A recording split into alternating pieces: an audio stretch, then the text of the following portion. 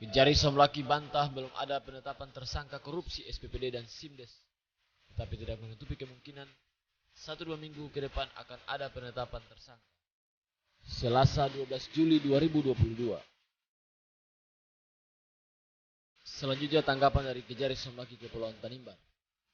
Oke Pak, ini terhadap kasus SPPD dan kasus SIMD, ini ada informasi dan isu-isu publik yang berkembang bahwa sudah ada penetapan tersangka. Kira-kira seperti apa yang akan dijelaskan oleh pihak Kejaksaan Negeri Somlaki? Ya Pak, baik, terima kasih Pak sebelumnya terkait dengan penanganan perkara untuk pengadaan sistem informasi manajemen desa tahun anggaran 21 yang Bapak tanyakan tadi. Yang kedua terkait dengan anggaran perjalanan dinas di bagian keuangan, Badan Pengelolaan Keuangan dan Aset Daerah Kabupaten Kepulauan Tanimbar.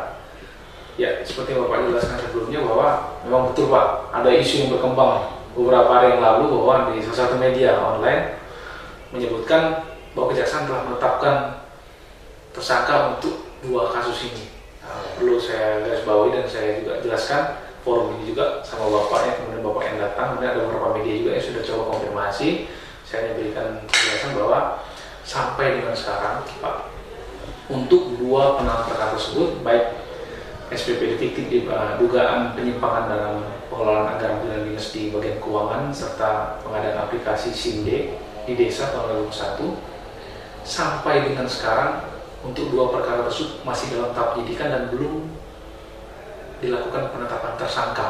Namun perlu digarisbawahi, tidak menutup kemungkinan di dalam minggu ini atau minggu depan atau selanjutnya akan ada penetapan tersangka atau rilis baru terkait dengan penanganan perkara ini. Tidak menutup kemungkinan karena perkara ini keduanya telah naik di tahap penyidikan. Nah, penyidik sekarang sedang berupaya untuk mengumpulkan alat bukti baik itu keterangan saksi, alat bukti surat, baik itu juga koordinasi dengan Inspektorat APIP terkait dengan perhitungan keuangan negara yang nantinya muaranya pada kesimpulan apakah terhadap perbuatan tersebut telah ditemukan tersangka yang diduga melakukan tindak pidana yang telah memenuhi bukti permulaan cukup dan layak untuk ditetapkan sebagai tersangka. Kira-kira sampai saat ini Pak ya, belum ada penetapan tersangka untuk 2 kasus perkara tersebut.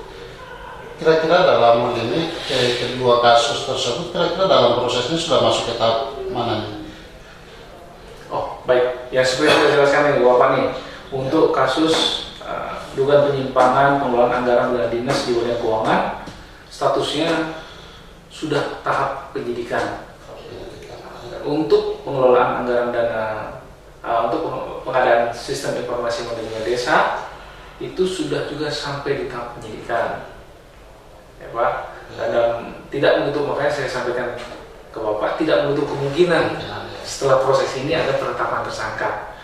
Saya tidak tahu apakah di minggu ini, minggu depan, atau kapan ke depannya, tetapi dalam waktu depan yang jelasnya tidak menutup kemungkinan. Tidak menutup kemungkinan itu Pak, tidak menutup kemungkinan bahwa nanti ada penetapan tersangka. Jelas itu Pak, karena menjelaskan apa ya Pak, ini sudah tahapnya penyidikan antara 2 pilihannya. Memang ternyata tidak layak untuk diteruskan perkaranya atau kemudian perkara ini harus ada muara penetapan tersangka.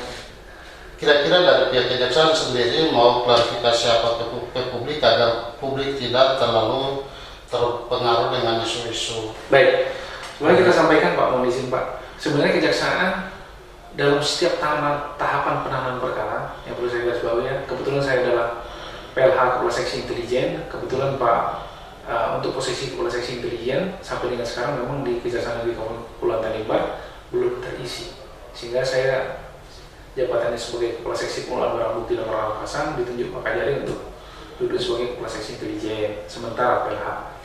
Yang perlu guys bawahi Pak, kerjasama kita dengan media sudah cukup baik ya, terkait dengan perkembangan penanganan perkara.